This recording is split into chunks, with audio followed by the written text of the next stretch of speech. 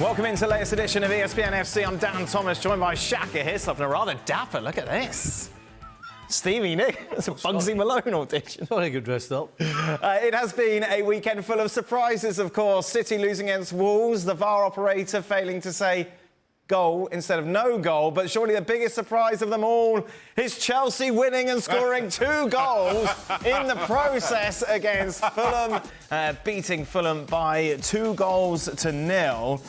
Just to remind you what that means then at the bottom of the table, that lifts Chelsea up to 11th, having now secured 8 points from their opening 7 games. For more on this, look at this couple of Chelsea boys with us. Mario Melchiot is with us. They just showed up because Chelsea won. Do you need the bathroom, Frank? Are you okay? What face is that? I'm so excited. That's a bad bit of acting. What? You Terrible know. acting. No What's wonder no one's crazy? turned up.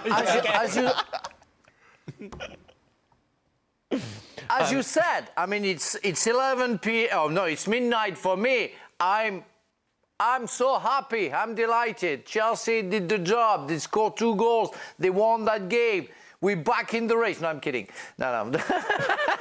We're going to talk about it. Frank, you know we're live now. The show started. Right. I know. I have to be back to neutrality. So, okay, bye-bye. OK, right, shut up for a moment, Frank. Let's go to Mario, who will take a more sensible take on this all. Mario, obviously an important win for Chelsea. What was different today? It was different. I think the start of the game really affected it. Like before we started, I already said, like, Fulham away was a difficult moment. I know that people would look at the game and say, hey, it's only Fulham. No, we always, when we went there, it was never an easy. Regardless if we would be beating them, it was never easy. But they started. I mean, the first chance came for Boya when he dribbled past the defense and he could have squared it to Palmer. He took the shot himself and went right over. And in that moment, you could see, like, a striker, you're thinking, oh, the confidence might be hurting. And then Mudryk gets his opportunity, scores his first goal, and Boya scored his, it was maybe from Beam, it was like a kind of a lucky moment. But I felt like they scored really early, and they changed the whole momentum for Fulham because their tactic was press them high and allow them to make a mistake. And I think that in today's game, it didn't work well. Second half, they tried to go more direct. It didn't work too because they should have scored. They had the opportunity. If you don't do that, then you know they're going to run the game down. And Chelsea won this game. And it was a very win for them. 2 on the bounce after so long makes a hell of a difference. From a neutral's point of view, Stevie, this game was instantly forgettable. Yeah. However, for Chelsea, it's 3 points and it's just a little bit of optimism now to take through this hard run of fixtures. Yeah, and it really is about the result. It certainly wasn't a great performance. 2-0 looks good away from home, so-called in a derby, but there's still an awful lot they've got to do. I mean, the fact that they were 2-0 up and didn't look as though they could capitalise on a struggling Fulham team as well. So, yes, the positive is the result, but I tell you what, if you go through the performance, it was bang average. Oh, Frank was getting excited, look. Well, Frank, because they've been so bad that to win a game away from home is a big fill-up. And that's going to be the focus, not the misery, not the horrible negativity. I think there's some positives for Chelsea to take here. Mudryk scores his first goal in, 24. Broja comes on and after his injury, he gets a goal. Yeah. Plus that miss early on as well. That miss I thought was big because that could have come back to... I thought Chelsea were very dominant early on, and that was a pretty bad miss, and one that could have certainly dented his confidence, but then Tim Ream kind of, I guess, felt sorry for him, and at least he gets his name on the score sheet. So they are positives. I think that there's another huge positive, again, adding to Mudryk getting his goal. I thought Caicedo looked as good as he has in a blue shirt. We see exactly how bad this injury is.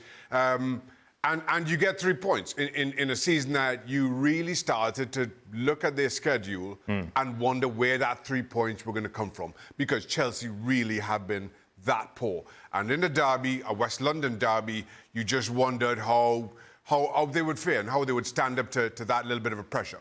So they got the job done, take the 3 points, few things you can celebrate and be happy about. and move on, because in all honesty, I'll speak for myself here, I was expecting a lot worse. Oh, well, there you go then. You set the bar low. I bring it to the 1-1. Let's just get this clear. You started this whole thing off by saying an instantly forgettable game. Yes. So don't be able to go at us for being negative. I didn't have a go at Shaka. Yeah. So I haven't had a go at Shaka at all. I had a go at you. She's torn again. Mario, who impressed you today? I think, like when you look at the game, I think Boya, after being out so long, like all of us who sit there and being on, and even Frank, injuries, we've always been through injuries. It's very difficult to come back, guys. He had, for a young boy, what is he, 22 years, hadn't played for like over almost a year, you're coming to. Broja coming back, and the way he played, the speed that he accelerated in the game and turning away, you could see him turning away from the defensive line of Fulham. I felt like he came back really strong. It's only his first game, don't get me wrong, it's his first game, but he looked really like a player that I almost started forgetting about his injury, and it's his first one. But okay, away from and Mudryk, I have to highlight Mudryk. Why? Because a kid that's going through a moment, and I spoke to him during the summer, very emotional. It really affects him not performing well. So for him to get his first goal, I think that impressed me. I was, okay, he didn't come on in the second half because I think he had maybe a little injury and they kept him out. But what was very important is being hit with such a price tag, being a player of his standard, like coming out of a team and having so much confidence, and then coming into a team where not always everything goes towards the way you want it to be, and then you work so hard with your coach, with Pochettino, and then seeing that he still takes people on and the way he goes about his game, I still feel like, okay, this kid is really working on his confidence and it's growing slowly. It's not fast, but growing slowly. Frank, is it going to be like your standing ovation at the weekend? This is just a one-off for Chelsea, or can they get a little bit of momentum going now?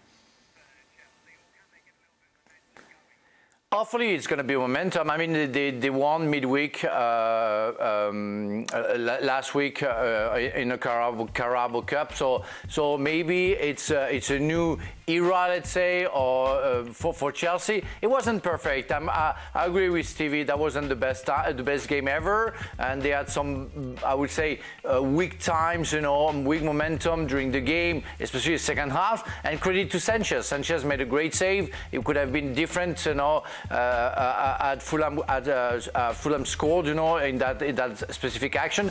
But things are getting a little bit better. It's why you could see at the beginning of the show my optimism being a little bit exaggerating. But that's how I feel, because really we can see in the middle of the park, the mobility of the players, the three players, Fernandes, Caicedo, and Gallagher getting better. The first time I see them dominating in this specific area.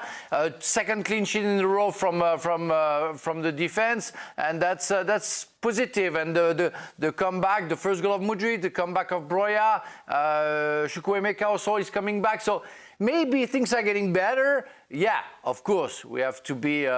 We have to wait and see a little bit how it goes. There is another game against Burley away from home. If there is a good result, we can say that something is becoming serious from the Blues, yeah? Is Broja the answer to the striker problem? I don't believe so. More negativity. Well, listen, this is a guy who, when he was fit, he was on loan at Southampton. He played for them, he's played 63 Premier League games. And he's basically on a goal every 67 games. So are you telling me that you expect... Wait. He's played 63 games, has got a goal... 6 to 7 games. Oh, 6 to 7. I thought you said 67. He scores every 67 games, right?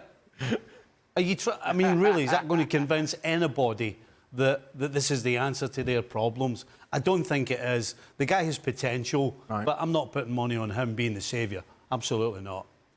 We talked, didn't we, a lot about these fixtures that were coming up, Shaq. I think you went for 6 points, or maybe 5. Has that changed?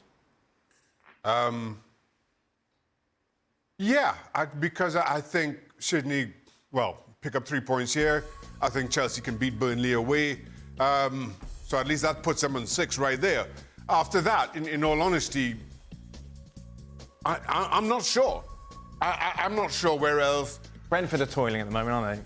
Yeah, but still, we are talking about Chelsea, speaking of toiling. So they get more than the 5, but I don't see it as more than 6. I'll give them a point against Brentford, so I'll up my estimate to 7. How's that? You do what you want, Shang. Thanks, Dan. I'm just merely the driver of this show. I'm not one to judge.